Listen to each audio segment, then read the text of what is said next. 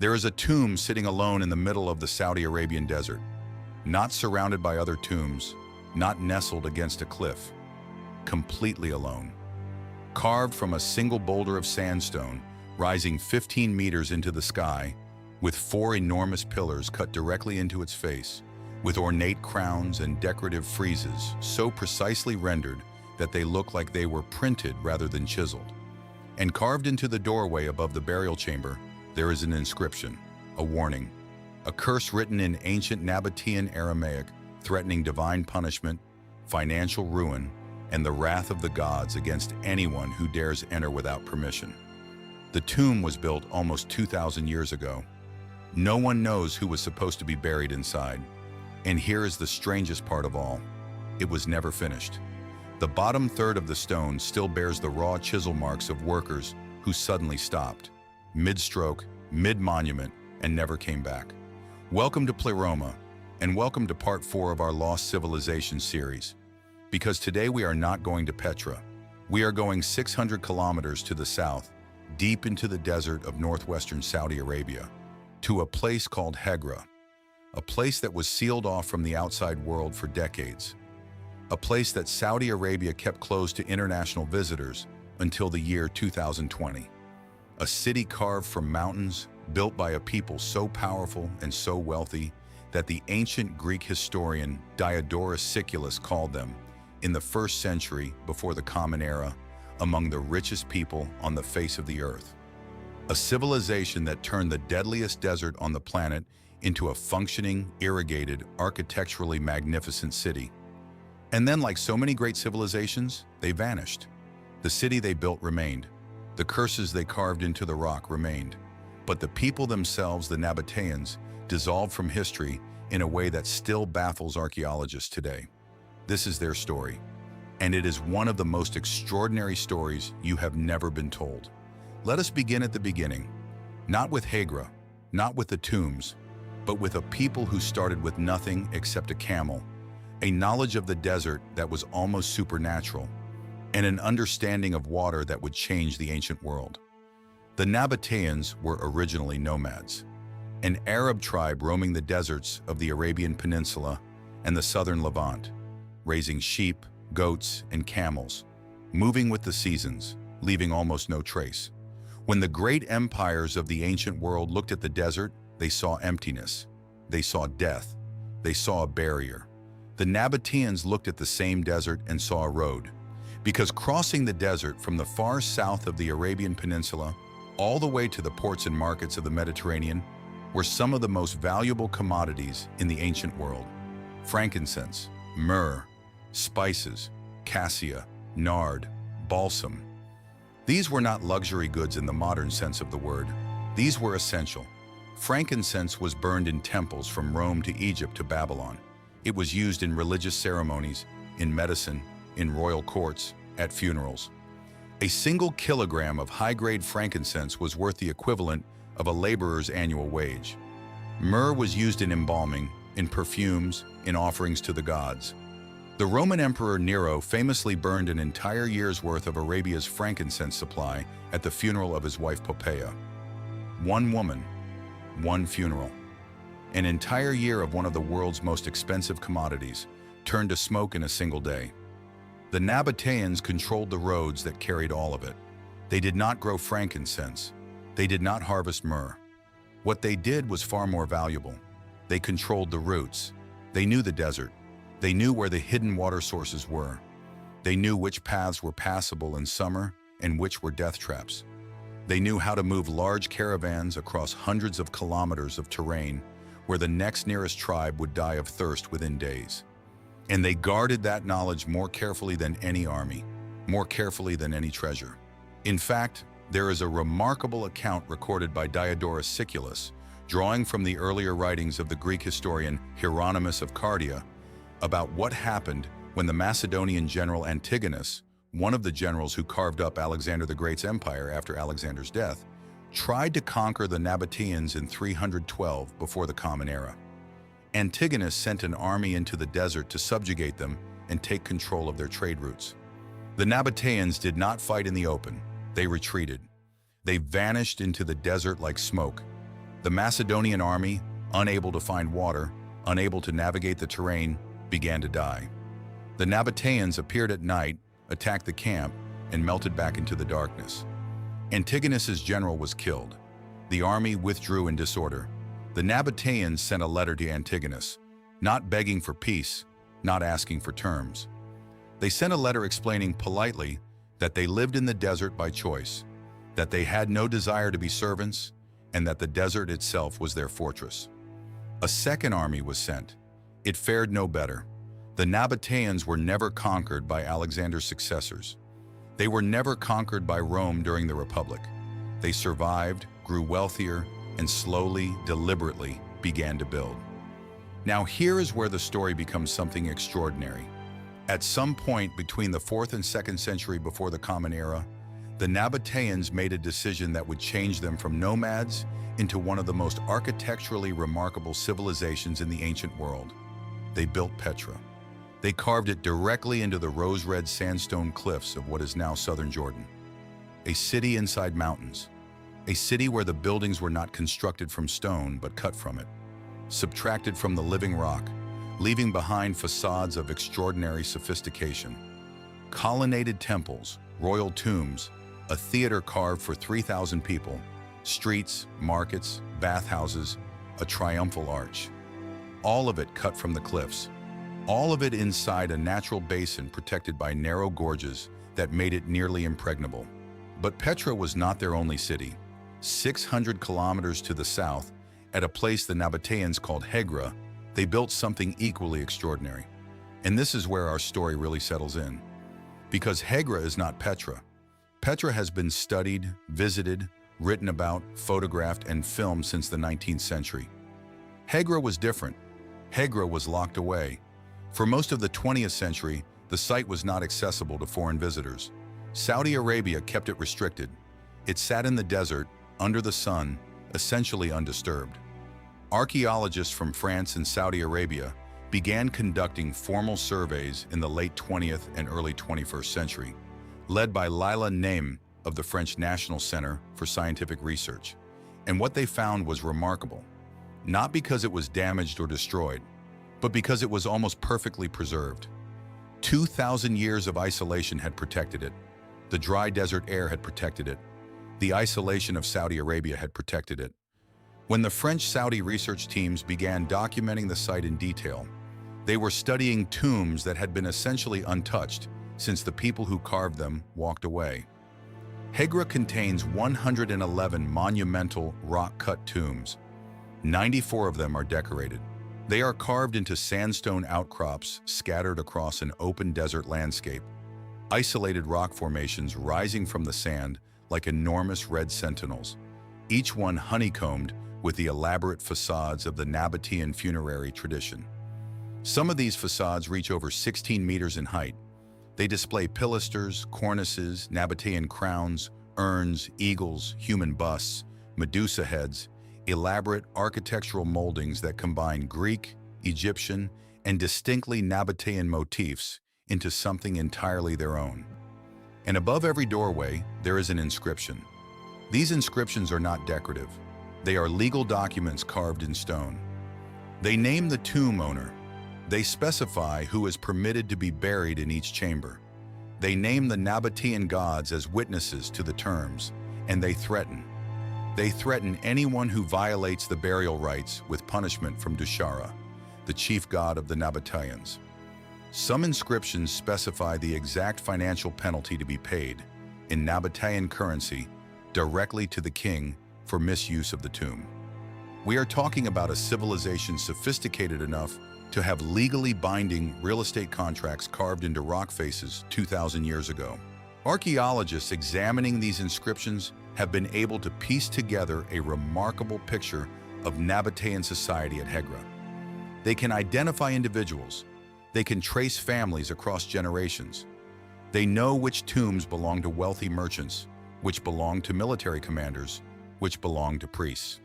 The inscriptions provide dates, often recorded in the regnal years of the Nabataean kings, giving researchers a precise chronological framework for the site's development. Most of the tombs at Hegra date to the 1st century of the Common Era. which corresponds to a period of peak prosperity and political stability under King Aratus IV, who ruled from 9 before the Common Era to 40 of the Common Era, and whose reign is considered the golden age of the Nabataean Kingdom. And now we need to talk about the one tomb that stands completely apart from all the others, the one that started this entire video. Qasr al-Farid, the lonely castle. It sits approximately 10 kilometers from the main cluster of tombs at Hegra, alone, in the open desert, cut from a single isolated sandstone outcrop that rises from the flat sand like a fist. Unlike virtually every other monumental tomb at Hegra, which are grouped together along shared rock faces, Qasr al-Farid stands apart from everything. There are no neighboring tombs, no cluster, no group. Just this one enormous, unfinished, inscription-bearing monument standing alone in the desert. The facade is 15 meters high and roughly 27 meters wide. It has 4 pilasters, which is unusual. Nearly every other Nabataean monumental tomb has 2. 4 pillars suggest an owner of exceptional wealth and exceptional status. The decorative program of the facade is intricate, with elaborate capitals and cornices carved with a precision that is genuinely breathtaking when you stand in front of it. But the lower third of the rock is raw. The chisel marks are still visible. The stone is still rough. The workers stopped. They put down their tools and they walked away. And no one ever came back to finish it. There is no clear consensus on why. The inscription associated with the tomb names an individual, possibly Hayyan bin Kuza, but the inscription does not explain the abandonment. Some researchers suggest the tomb owner died before the work was complete and no one else stepped in to finish it. Others suggest that the political destabilization that followed the Roman annexation of the Nabataean Kingdom in 106 of the Common Era may have disrupted the workforce. We do not know. We only know that 2,000 years later, the chisel marks are still there, exposed to the sun, exactly as they were left on the day the workers walked away. And there is another mystery about Qasr al-Farid. Despite being described as a tomb, despite having a burial chamber carved into its interior, there is no confirmed evidence of anyone ever being buried there. The chamber was prepared, the facade was partially carved, the inscription was placed, and then nothing. An enormous monument built for a burial that may never have happened. Now we have to talk about the water.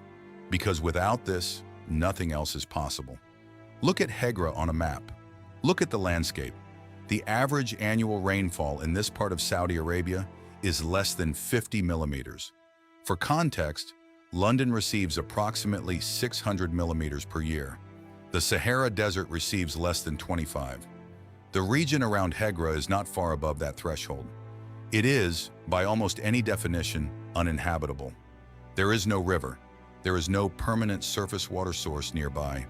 There is sand, rock, occasional wadis that flood briefly during rare rains, and then nothing for months. The Nabataeans built a city here anyway. And not just a settlement, a city capable of supporting thousands of people with irrigated agriculture, with large-scale food production, with the logistical infrastructure to receive, store, and dispatch the enormous caravans of the incense trade. They grew palm trees. They grew cereals and legumes. Archaeologists have confirmed that the Nabataeans even cultivated cotton at Hegra, a plant that requires significant and reliable water. How?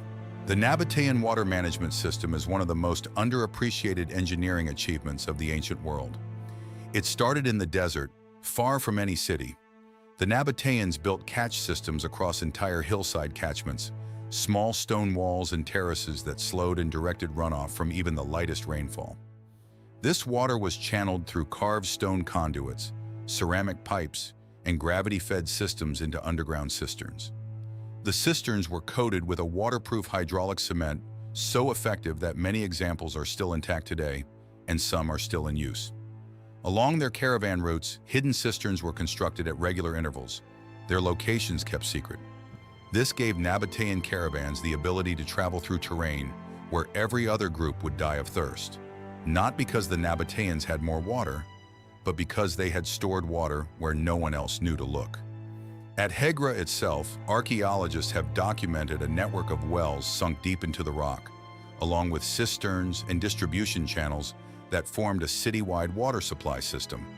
The site includes dozens of wells, most of which are still structurally intact. The wells were engineered with a precision that indicates detailed knowledge of subsurface hydrology. They were positioned to access the water table at optimal points, and the depth and lining of the wells reflect a level of geological understanding that was genuinely sophisticated. To do what the Nabataeans did in this environment required not just engineering skill, but an entirely different philosophy of water. While other ancient civilizations built cities near water, the Nabataeans built the water systems first, and then built the city on top of them. The desert was not a limitation to be overcome. It was a territory to be managed. Let us step back for a moment and understand the scale of what the Nabataeans were doing economically. Because it is easy to say they were rich from the incense trade, it is harder to actually comprehend what that means. By the 1st century before the Common Era, the incense trade route, sometimes called the Incense Road, stretched from the Dhofar region of modern Oman and the Hadramaut of Yemen, across the length of the Arabian Peninsula, through Hegra, northward to Petra, and then on to Gaza and Alexandria on the Mediterranean coast, or eastward toward Mesopotamia and Persia. The total length of the route was roughly 3,000 kilometers. The Nabataeans controlled the most commercially strategic portions of it. Ancient sources suggest that frankincense alone was worth enormous sums in Rome. The historian Pliny the Elder, writing in the 1st century of the Common Era, complained bitterly that the Roman Empire was hemorrhaging money into Arabia for spices and perfumes. He estimated that Arabia drained at least 100 million sesterces from Rome annually. To put that in perspective, a Roman legionary soldier earned 900 sesterces per year. 100 million sesterces was the equivalent of more than 100,000 soldiers' annual pay, leaving Rome's economy every single year, and ending up in significant part in the hands of the Nabataean merchants who controlled the routes. The Nabataeans did not just transport goods, they taxed passing caravans. They provided water, guides, protection, and restocking services. They operated what were essentially ancient service stations and customs checkpoints along the entire length of the route. A caravan passing through Nabataean territory paid for every service, and the cumulative effect of millions of individual transactions over centuries was staggering wealth. That wealth is visible everywhere at Hegra, in the scale of the tombs, in the precision of the carving, in the complexity of the water systems, in the legal sophistication of the tomb inscriptions. This was not a poor people scratching out a living in the desert. This was a civilization at the apex of the ancient world's commercial network, spending its wealth on monuments designed to last forever. There is something haunting about the Nabataean writing system that deserves a moment of attention, because it connects to something far larger than the Nabataeans themselves. The Nabataeans developed their own alphabetic script, derived from Aramaic, during the period of their kingdom's greatest power. They wrote on papyrus, on pottery, on stone. Their script was cursive, flowing, adapted for rapid writing. And then, as Nabataean Aramaic evolved across the centuries following the decline of the kingdom, as the spoken language changed and the communities using it changed, something extraordinary happened. The Nabataean script gave rise to Arabic script, the flowing connected letters of the Arabic alphabet, one of the most widely used writing systems in the world today, with over 1.5 billion speakers and readers, traces its direct ancestry to the script that was being carved into tomb doorways at Hegra 2,000 years ago. When you read the curses carved above the tomb entrances at Hegra, you are looking at a direct precursor to the letters you would recognize in a modern Arabic text. The Nabataeans did not just build monuments. Without knowing it, they created the visual architecture of a writing system that would eventually carry the Quran, the poetry of al-Mutanabbi, the philosophy of Ibn Sina, and the literature of the entire Arabic-speaking world. And then they disappeared. Or more precisely, they were absorbed. And the manner of that absorption is itself one of the great unsolved puzzles of ancient history. In 106 of the Common Era, the Roman Emperor Trajan annexed the Nabataean Kingdom. The last known Nabataean king, Rabel II, had died, and Rome incorporated the Nabataean territories into a new administrative unit called Arabia Petraea, the Stony Arabia. It was in many ways a bloodless annexation, There was no great battle, no dramatic destruction. Rome simply arrived and began administering the territory. What happened to the Nabataeans after that is genuinely unclear. They did not vanish overnight. Hegra continued to function as a settlement for some time after the Roman annexation. The inscriptions at the site continue into the 2nd century of the Common Era. But gradually, across the following centuries, the distinctive Nabataean culture, the monumental tomb carving, the unique architectural style, the Nabataean script, the political institutions of the kingdom, all of it faded. The people were still there, biologically speaking. They were absorbed into the broader Arab population of the region. Their language evolved, their cultural distinctiveness dissolved into the surrounding world. By the 4th century, Petra had been largely abandoned. By the time the Islamic conquests swept through the region in the 7th century, the great Nabataean cities were already centuries-old ruins in the desert, their original builders so thoroughly assimilated that their very identity as a distinct people had become a footnote. And yet the tombs remained, the cisterns remained, the inscriptions remained. At Hegra especially, the isolation and the dry desert air preserved everything in extraordinary condition, a snapshot of a civilization frozen at the moment of its greatest flourishing, sealed by sand and time, waiting to be rediscovered. The rediscovery of Hegra as a World Heritage Site is a story almost as remarkable as the site itself. European travelers began to hear about the site in the 19th century, but Saudi Arabia was not a place that welcomed foreign visitors, and the region remained largely inaccessible. In 2008, Hegra became the first site in Saudi Arabia to be inscribed as a UNESCO World Heritage Site. And yet, even after that designation, the site remained functionally closed to international tourism. The combination of Saudi Arabia's strict visa policies and the general inaccessibility of the region meant that for most of the world, Hegra was a place that existed only in academic papers and travel writers' dreams. That began to change with Saudi Arabia's Vision 2030, the ambitious reform program initiated under Crown Prince Mohammed bin Salman, which sought to diversify the Saudi economy away from oil dependency and toward tourism and culture. Hegra became a centerpiece of that effort. The AlUla region, where Hegra is located, began receiving significant investment in infrastructure, conservation, and cultural programming. A major research partnership with France was formalized, bringing some of the world's leading archaeologists into collaborative projects with Saudi authorities. And then in 2020, Hegra opened to international visitors for the first time. People from around the world could, for the first time, stand in front of Qasr al-Farid, walk between the sandstone outcrops where the tomb facades rise above you, read the ancient inscriptions in the original Nabataean Aramaic, stand in the footprints of the caravan routes that once carried the perfume of Arabia to the emperors of Rome. What archaeologists are still finding at Hegra is extraordinary. The site continues to yield new information with every excavation season. The relationship between Hegra and the earlier civilizations that occupied the same region, including the Dadanites and the Lehaianites who preceded the Nabataeans at the nearby site of Dadan, is still being worked out. Just a short distance from the Nabataean tombs, at a site called Jabal Ikma, there is an open-air area covered with hundreds of ancient inscriptions in at least 5 different ancient scripts, including Dadanitic, Lehaianite, Nabataean, and Early Arabic. It has been described as an open library. You can walk among the rocks and read messages written by human beings across a span of more than 2,000 years, in scripts that show the evolution of writing itself. And there is more buried under the sand. Archaeologists believe they have barely scratched the surface of what Hegra contains. The habitation area of the ancient city, the streets and houses and workshops and markets where ordinary Nabataeans live their daily lives, remains almost entirely unexcavated.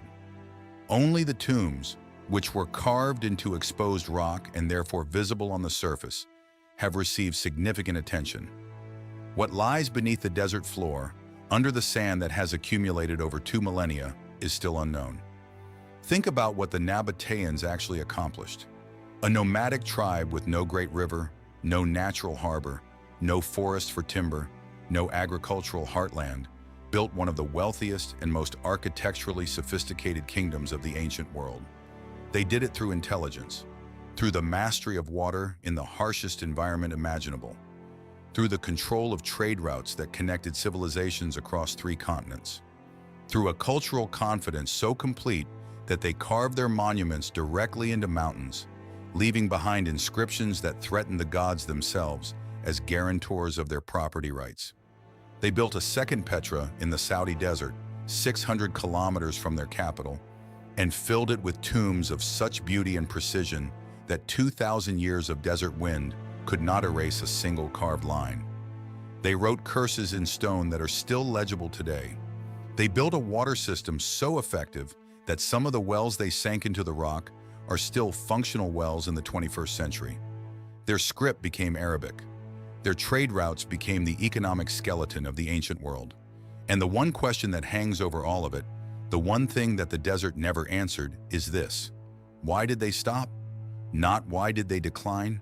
Not why were they absorbed by Rome?